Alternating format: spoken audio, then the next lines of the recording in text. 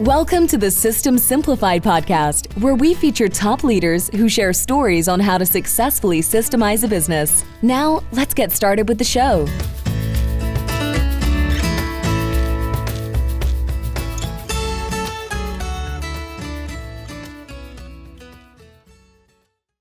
Hello, Adi Klevit here, the host of the System Simplified podcast, where I feature top founders, entrepreneurs, and thought leaders about systematizing a business. And today's episode is being brought to you by Business Success Consulting Group, where we create, document, optimize, and implement processes and procedures so businesses can grow and thrive. And today's guest is John Gwaltney. Hi, John. Good morning. Good morning. Good morning. How are you? Doing so good. Great. I am excited to have a conversation with you today. We're going to talk all about systems, and we're going to talk about you as an entrepreneur, very successful entrepreneur, and inspiring other entrepreneurs to achieve that freedom that we all want. That sounds like a great topic. I love it. Let's chat. Let's do it. So first of all, I have to introduce you as a little bit more formally. So I'm going to read your bio. Sure. So, John, you are a U.S. Army veteran and accomplished entrepreneur with over 2 decades of experience building and leading successful businesses. A natural problem solver, you excel at turning complex challenges into clear, actionable strategies through compelling visuals and forward-thinking solutions. You and your wife, Heidi, share a vibrant family life with 5 grown children and 2 grandchildren. And your leadership philosophy is rooted in integrity, innovation, and impact.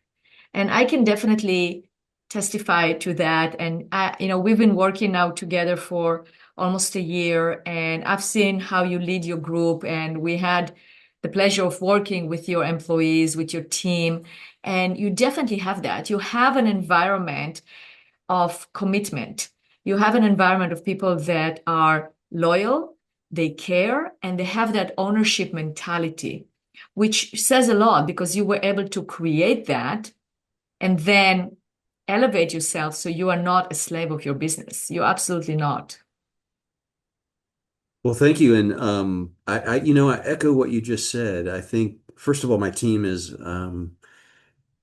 it's really they're really an amazing group. My business partner and I decided 10 or 12 years ago that we lacked the knowledge of how to hire well. And we sort of looked ourselves in the mirror and said, we have to figure out how to get better at this. And so we started, reading some books and attending some conferences. And then we met some folks who had a program, they had a system, they had a process, and we invested in learning that. And net 10 years later, we've learned how to hire really well, interview really well, and then put successful people in a successful process. And that's what you get. You get self-sustaining people who own their department. They own their seat that they're in, and they want to be successful. So the combination of that has gotten us to where we are today, and I couldn't tell you how excited I am about it. That's fantastic. And we're going to talk about the evolution of the business and the different, and then creating a product that you can actually get passive income from. So you're not like all the time tied to the business, which is like a dream of every entrepreneur, right? I mean, but you're very intentionally got there.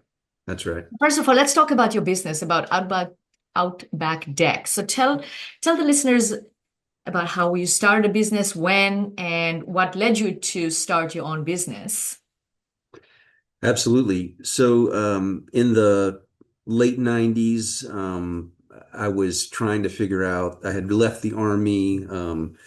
I was living in Tallahassee, Florida, thinking about moving to Atlanta for a career change. And I was working a white collar job in the medical field, not very fulfilled, trying to figure out what I wanted to do. Ended up moving to Atlanta through a relative of mine. And as I was there, I took an interest in construction. And I don't know, I just liked the complexity of it. I liked thinking through it, trying to figure out how to solve problems. And I decided to launch a remodeling company in 2004. And so honestly, I didn't have a depth of experience. I had probably wanted to be an entrepreneur since I was a kid. It was something that my friends' parents were. And I just thought it was the coolest thing in the world. And I had come out a little bit as a kid, the late 80s. There were a lot of corporate jobs that were taken out in the late 80s. And a lot of my parents' friends who had pensions lost their pensions. And so this idea of doing something for myself was very important. And so I started the company in 2004. I did it the old school way. I went out and handed out flyers on mailboxes and knocked on doors and found some people who would trust me to do something, literally. And that started, I was an exterior remodeler. So we did siding replacement, we did window replacement, gutter replacement, a little bit of roofing. And then fast forward a little bit in 2009, like happened to lots of people in construction, the downturn occurred. And it wiped out a lot of builders and construction guys in the Atlanta area. And I ended up in a networking group with a friend of mine. And we that networking group was simply about passing leads. We were all broke. We couldn't afford to market anywhere, so we all got together and said, "Hey, I know someone who needs an electrician, and I know someone who needs a plumber, and I know someone who needs a bathroom guy." And in that group, the kitchen and bath guy was a good friend of mine who is now my business partner, Brian Miller. And we just started off as friends and sharing leads. But one thing that we had in common was we both had customers who needed decks replaced. And I had started doing that, and he had started doing that. And we have a funny story about competing on some jobs together. But ultimately, we were just good friends who shared. He was an interior guy, I was an exterior guy, and we helped each other. And as the downturn, we got around the corner of it, I had moved back into my house and I really needed an office space. And he happened to have a home he had converted to an office and had some space. So I moved in with him. And as that happened, sort of organically, we started helping each other. I call him the master sales guy. I was pretty good at operations and finance, and we just started sort of coaching each other on how to do those things better. But Brian had a unique background because he had been in franchising with a painting company and also sold franchises for that company. And so systemization was something that we started from the very beginning. I mean, it was almost natural that we started documenting things and how could we do it. And if we were going to figure out something potentially together, we should think about franchising in the future, and we should think about how we could systematize it. And over a couple of years, we got together with an attorney and we figured out how we could merge our companies. And that happened officially at the beginning of 2013. And we've been business partners ever since with the single focus of could we take outdoor living in Atlanta and create something, become a leader in an industry. And ever since then, anything we've done, we've systematized. Outback Deck today. We'll do roughly 300 projects this year. We'll have a revenue number of somewhere between 14 and $15 million. And the blessing, and one of the reasons we love what you do in your podcast is because our goal was always to be independent owners, just meaning could we build something that didn't always require us so that we could spend time with our family and then enjoy life. And I can say today we achieved that, on to doing some other entrepreneurial things, but Outback serves this community in Atlanta. We build and replace decks. We're a premium builder. So all the products we use are maintenance free. What does the customer want? They don't want to have to do any work. So we build it and they get to leave and they get to enjoy it for the next 15, 20, 30 years if they want. And it's just fun. Our tagline is life happens out back. And we believe that and live that. So Absolutely. But John, you didn't stop there. I mean, that's a great story. And you definitely, build a company, but then you had a bright idea to take it to the next level. yeah, so today, that there's two things that happened. One was we started building a leadership team that could run the company for us. As a little bit of a side note, spending time with our families was really important to us. Who doesn't want to be on the side of on a Saturday, um, watching your kids play soccer? That's what we loved. My son went on to play soccer in college, so it was just fun to have the opportunity to do that. But to be able to do that, I had to be able to trust some people to go out and continue running the business, be able to take a vacation, things like that. And so we systematized the business to the point in which um, today, Brian's completely out of the business, meaning he doesn't have anything to do with the operations of the deck business other than he and I getting together to talk strategy about what growth might look like. And then the other thing we did is as we were systematizing, we were trying to figure out how we could do stuff faster. And we created a simple pricing tool early on. It was just an Excel spreadsheet. But we've taken that spreadsheet, we turned it into a platform. First for us, so that our sales guy could go into a house and take what would normally take 2 or 3 hours of work to sketch, draw, price, put into a proposal. And we were able to turn that into a platform that can do all of that in 3 minutes accurately and produce a takeoff when we're done. And then people started asking, could they have access to that? How could they use it? And so we took that platform, and in the last 2 years, we figured out a way that other people could use it. And just this past year, we call it going public. We went public. People can now get to it. That product is called Deck Metrics, and it's a accurate pricing tool. And for all your listeners who build decks, Mm-hmm. we have a product for you. So how they can get a hold of it? If they're listening right now, they want to get it. How can they get it? Where do they go? Yeah, Deck Metrics, deckmetrics.com. And we love it. We also have a little educational system that we have called Contractor Classroom.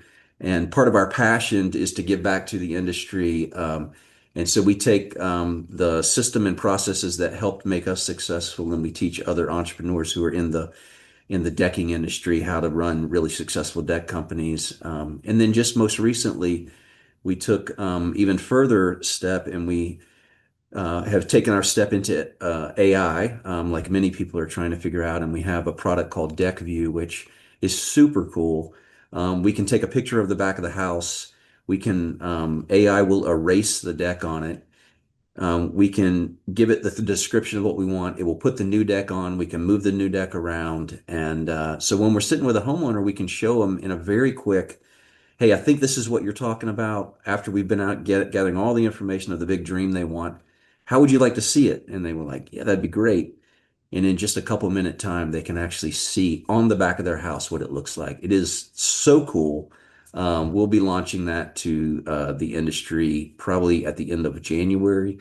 And we're just, and all of this, Adi, all of this came from figuring out a way to systematize it so that it would give us our time back. And what you know what you do when you're an entrepreneur and you have time, you create things, You right? absolutely do. And John, it's very interesting because we ask entrepreneurs, why do you want systems? And they say, because I want freedom. Freedom for what? Freedom to create. So Yeah. you are showing exactly that point of achieving the freedom in order to create. And that is a great example of how it happens.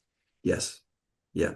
That is, and you also, what is really inspiring is that you do use your time to create new systems in order to improve the business, improve yourself, and it's joyful. You do it with joy. I mean, that's what you enjoy, is creating those new systems. But you always look for the next tool that is going to help you, right? And not in a bad way, like too many tools, but really looking at that new thing that will, or the next thing that will get you to help you to elevate everything to the next level. Yeah. My business partner, Brian, if you've ever taken the Working Genius survey, that's a pretty popular survey out there that's going around. There's 6 working geniuses. I'm a wonderer and a discerner. So I like to think and ponder about things. I like hearing concepts and seeing how we can make them better and easier. Brian is a natural innovator, and he's a galvanizer. So for us as leaders of the company, works really well because he'll share his ideas, and he'll have 20 and I'll start thinking about them, and I'll think, oh man, I bet we could use this. And then we collaborate on that, and then we get super excited, and then he goes and delivers the message. So it's a fun partnership. But because of what we get to do today, the core of that is how do you live in your joy and passion, right? So Patrick Lencioni, the creator of the Six Working Geniuses, talks about if you could work 70% of the time in your joy and passion, how much more fulfilled you'll work every day. So we brought that into the company. We had everybody take that survey because one of my personal passions is I want a place where people really feel like I just don't ever want to leave. That we're growing, we're innovating. We don't want to do those things to the detriment. I don't want to have so many ideas that everyone looks at me like, please stop, starts pushing back. But we do want to be a place where they think, man, we are cutting edge. This is why we started working with AI. It's what it's next, but it's also it makes life easier, right? You start learning productivity. It gives more time back, and everybody wants an opportunity to have a little bit more time back. Absolutely. So what does the future look like? Where are you going? Oh, that's such a great question. We run EOS, so the Entrepreneur Operating System. If For those who may not have heard that, it comes from a book called Traction, and the idea is make a really great goal and then build a system around it to get there. And so we're at this place where we have achieved a lot of our goals. And Brian and I started having this conversation about a year ago, and then I started having the conversation with our leadership team. And believe it or not, just this week, in Thursday and Friday of this week, we'll be going away for our annual planning. And one of the topics I'm bringing up is to start saying, hey, I think we should relook at our 10-year goal again. I think we've grown past what we thought was going to be a 10-year goal. And I think we need to think very big. What does it look like? Can we go from, we'll do about 300 projects this year. Can we put a target of 1,000 projects a year? Can we put a target of 2,500 projects a year with expansion out? So we have all our franchising documentation completed. We're about to start advertising to become a franchise. So there's an opportunity in that lane. We have this opportunity in technology, which is really inspiring because if you would have told me, oh gosh, 30 years ago, I would be in technology, that was not a gifting of mine. And I might have chuckled and said, okay, actually be here now and think, man, I could invest another 10 or 15 years into something really revolutionizing is super inspiring. And then I have a couple of worthy goals. I want to give away $1 million in a year. I haven't had the opportunity to do that yet. And so what can we do to generate wealth and income that would be allow us to give? That's a real passion of Brian and us. If Always keeping that at the forefront of what we do. So ultimately, we want to inspire people. We want to give back, and if we can bring some people along with us, then we've really had a good run. Yeah, and you're certainly doing that. You're certainly helping people. And I think that's the underlying thing in everything that you do is how can I help? I mean, you're helping your leadership team, you're helping the company, you're helping homeowners so they will have a great outback living and they will, and you help other entrepreneurs as well. Like if somebody wants to have a great deck company, they can use the tools. I mean, you're sharing basically your knowledge and you're giving them a way to expand. So it definitely shows that giving mentality and that giving ability. And it comes from, a lot of experience and a lot of doing. Yeah, thank you. I think as a leader, there's lots of great definitions of what a leader does, but in a really simple way, my job is to remove roadblocks from my leaders, from my team, right? Every day I'm here, they're coming to me. What is something I can help you remove that's causing an issue? Whether it's just advice and teaching you how to do it, or if it's actually me saying, hey, we need to do this differently. But if I can help remove roadblocks, that road gets cleaner and cleaner.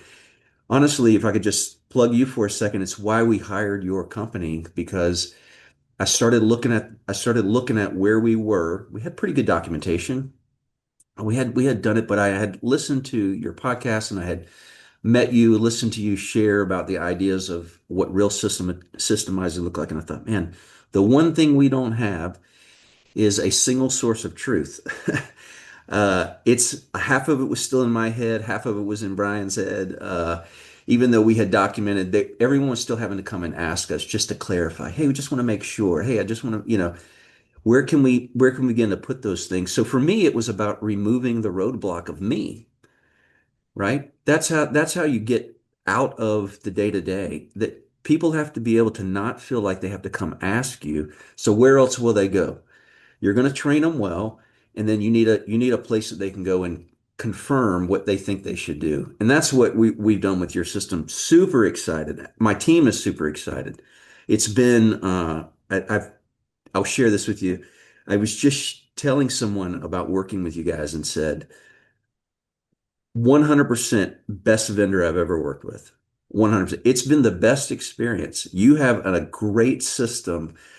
It is so good. So just want to say thank you for that. It's gonna change the way we think about running the business and make it much more easy. We've invested a year, but man, was it worth it. Well, thank you, John. I appreciate that. I appreciate it. So tell the listeners why systems are so important. Why is it important to have that documentation? Well, I shared with you that Brian and I really wanted to have time away from the business, and when you launch something, whatever it is, in our case, it happened to be construction. We were just a phone call away. Whether it was from a customer or if it was from our team, we were still just a phone call away. And so even though I could be away sometimes, I really wasn't away. And I became passionate about when I was away, I wanted to be away. Or when my leader was away, I wanted them to actually be on vacation. That was important to me, important to Brian. And so trying to figure out, one, how do we get the same result every time, right? We laugh because we tell a lot of people, what do we really do? We build squares and rectangles every day, right? That's really what we do, because most decks, even though the attention gets made with all the cool stuff, the reality is most people have a square or rectangle on the back of their house. That's really what we do. That's systematizable. I can build a square and a rectangle every day, all day, and do it really, really well and get a great result. We're defined by a 5-star review here.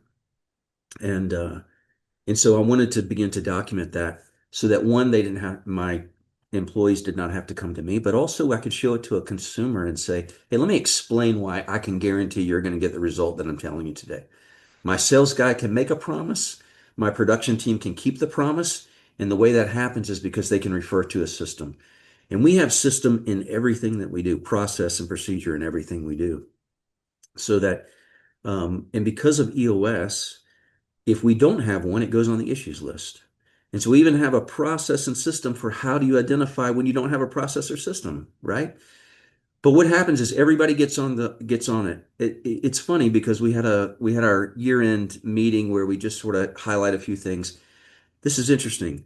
We had 936 issues that we solved this year. Think about that. Wow. 900. Wow. We had 131 rocks that got accomplished. Those are 12-week sprints in which you say, here's something that we want to achieve. We want to make sure we get it done. When you get momentum like that, and your team sees that when an issue gets presented, it gets solved, I can tell you the culture shifts. And Oh, when that begins to move and the culture shifts and they begin to believe in who you are and what you do, then they start believing, you know what, I'm going to make sure that we systematize that and we identify that. Ultimately, you know what people call me for today? Can I get a little piece of advice? That's really what they do. Most of, I would say, 85% of the questions today that get asked of me are one-off things that maybe we haven't quite solved. Or it's people like, hey, can I ask an opinion of how to address something, how to do it? But all the system stuff, process stuff, I actually have to go sometimes and, and ask them, hey, give me an update because no one is telling me anything. I'll have a report, but it's like not the good stuff. I need a story occasionally, right? Oh yeah, Miss Johnson, she just, did another 5-star review and she's amazed. It's kind of cool. It's a little weird sometimes, but it's really fun to be able to take my wife to Hawaii for 2 weeks like I did in November. And I had one phone call the entire time, and it was just a check-in. And we That's enjoyed amazing. ourselves. The company kept going and growing. We had our one of our biggest months ever. We had no complaints. We have a little complaint sheet that we just keep just to check in, make sure we're serving the customer well. Had no complaints. We had no warranty issues. You know why you don't have warranty issues? Because you did it right the first time. How did you do it right the first time? Because you have a process that works. So I cannot echo enough to the audience. You got to start somewhere, right? And so I would encourage you to start at the beginning. The phone's got to ring, right? When the phone rings, what do you do every single time? Just document it, right? How do you answer the phone? What are the 10 questions you need to ask? Book an appointment. Start there, right? Document it so that you can pass the phone to someone else who can do it, right? That's how you begin. Absolutely. And then you have to make sure that everyone else knows it. I mean, we know that the followed by all that the rollout of those processes and making it known to your leadership team and everyone else is very, very important as well. What is some advice that you can give other entrepreneurs in terms of how to make sure that the processes are being followed? Well, we're going to test measure, but then we're going to have a really clear onboarding process. We have well, we call it a jobs duties list, right? Hey, what's everything that this person's going to need to do? And then we use situational leadership model D1, 2, 3, and 4. The first thing we have to do is teach someone. They have to watch us. The next thing is they're going to try it while we watch them. The next time is going to be they're going to do it, and then they're going to report to me how they did. We're going to talk about it. And then the final step is they're going to do it. They're not going to have to report to me because they've got it. And we walk through that with people, right? And then we make sure, hey, are there any things in this area that are not going to have a system where they might need to make a decision on their own, right? There's always going to be moments or situations that demand you make a choice, right? There's not every situation is documented. But hey, have we built the foundation where those are limited, they're pretty clear when they do happen, and they feel the courage enough to be able and the authority to be able to make those decisions. So I would say onboard them really well. That's make sure the job description's really solid, and Yeah. then be honest with your execution, right? We do an autopsy on every job. We call that TQM, Total Quality Management. We look at both financially and how the job itself went. Sales guy reports, production guy reports, and then finance reports. How did we do? Right? We don't get frustrated about those things. We're going to win more than we're going to have a bad moment. Every bad moment ends up on the issues list. Again, systematize it. We're going to address it. We're going to make sure that that gets taken by someone, works it out, gets it put back in. And then no matter what, we just want to make sure that something gets documented. That can be exhausting at times, right? Especially when you're in the beginning. But don't get overwhelmed by that. Pick one thing that you know needs to get documented that you can pass to somebody, and then just keep working the system. Absolutely. And I think part of the followed by all is what you mentioned in terms of when you are processing issues, it's a people problem, process problem, or both. And if you figure out it's a process problem, then you have to document it or you have to revise the process or do something about that.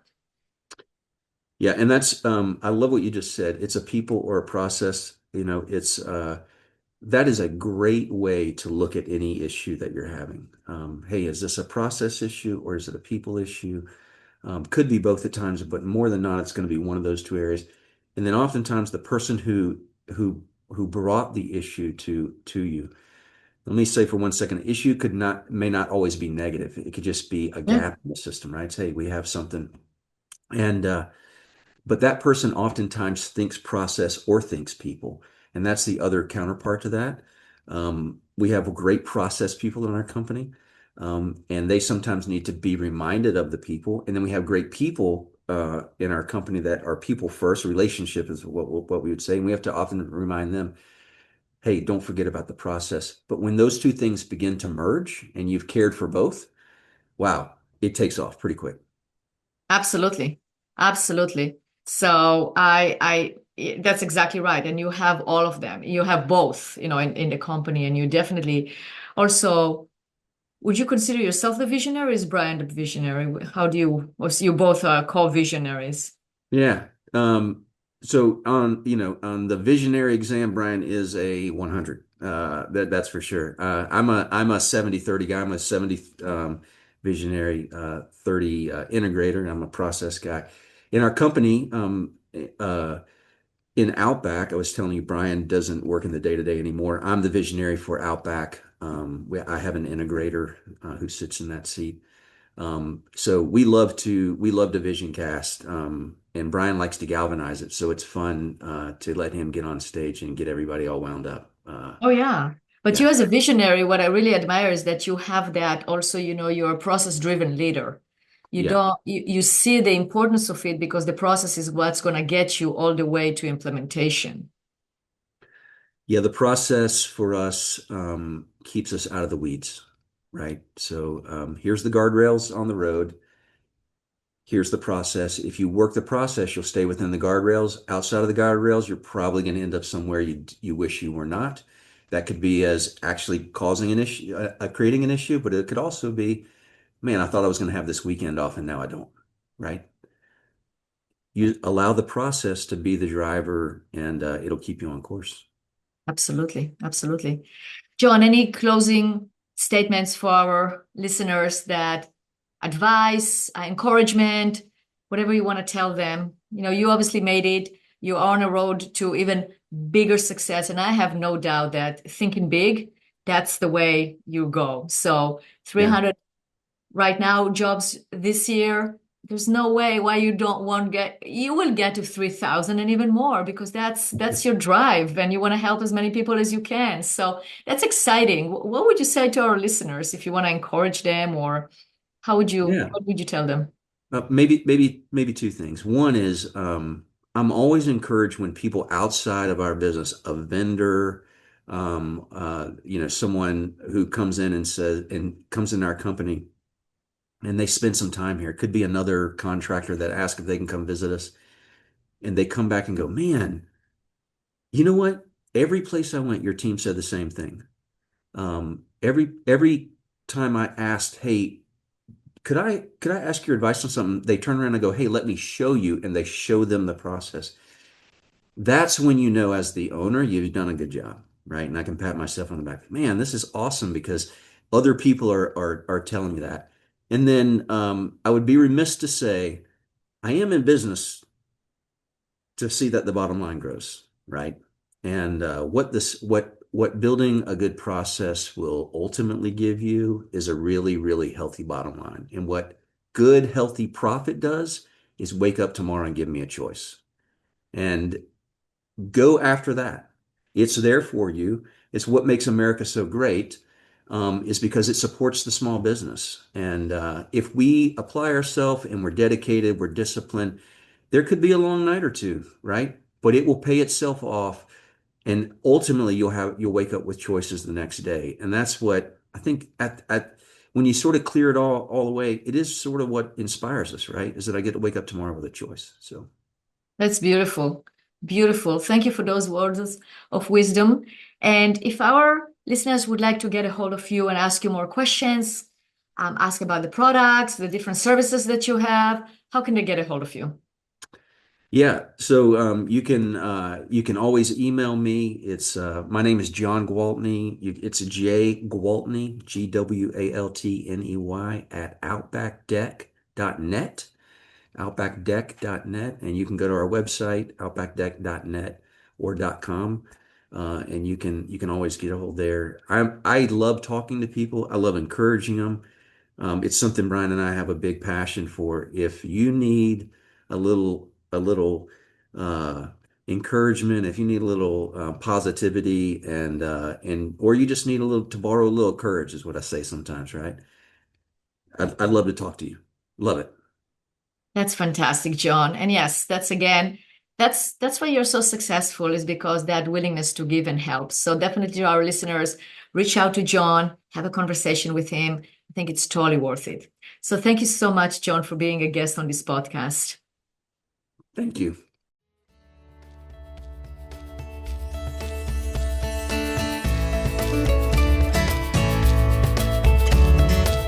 Thanks for listening to the System Simplified podcast. We'll see you again next time, and be sure to click subscribe to get future episodes.